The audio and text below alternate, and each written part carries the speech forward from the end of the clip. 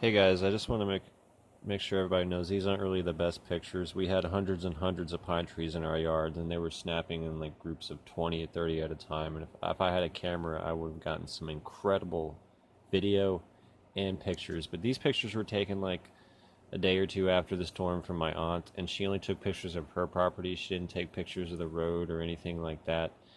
And because of that, um, I feel like these pictures are not really an accurate depiction of the power of the storm in particular, and that a lot better pictures could have been taken. She didn't take any of our yard or the street. The entire road was covered with trees. You couldn't take one step in our front yard without running into a pine tree. We had to cut our way out of the yard, and we all had to, as a neighborhood, cut our way out of the neighborhood. It was insane. So these pictures are, I almost didn't even want to put them up there because there was so much more to see here at the time. But like I said, this was my grandma's sister that took the pictures, and she only really took pictures of her yard, which didn't really have that many trees in it. So without further ado, here we go. These are pictures from Hurricane Erin and Hurricane Ivan. Erin in 1995, Ivan in 2004, from Navarre, Florida. Most of the trees that the tops of them snapped, or they snapped in half, and whenever the tops of them would snap off, they wouldn't just hit the ground, they would become like airborne. I watched a few, they would snap off, and I see them go towards our house, but I never heard them hit the roof. It's like they flew over the house. It's insane. So these trees weren't falling from the roots being moist, they were literally being snapped. The wind was so fierce. We very likely had gusts of 130, 140 miles an hour, and I was 10 years old. It was quite an exhilarating experience.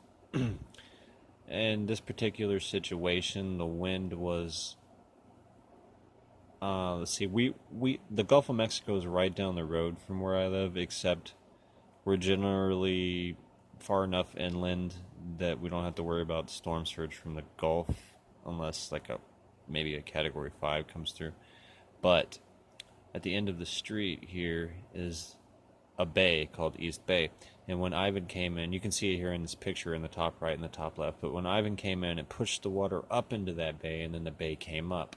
When Erin came in, it actually sucked the water out of that bay. So these pictures there you're seeing, that's what the bay normally looks like, what it's supposed to look like. And then these pictures at the end, which is coming up down here, is after Ivan.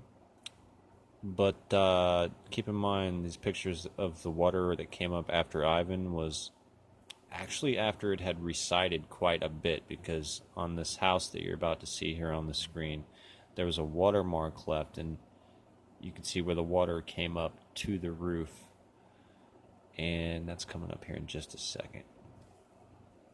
You'll see. But yeah, the water actually came up to the top of the roof on that house in the top picture. And that's, I'll give you a hint, there's not supposed to be water there, but since the storm pushed it up in the bay, it was there. And this happened at 2 o'clock in the morning, so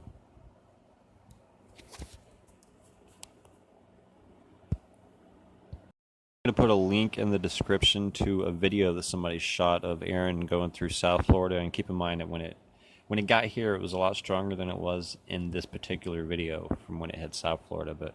And I'll link to a couple other videos at the end of here, and check them out, guys. Thanks.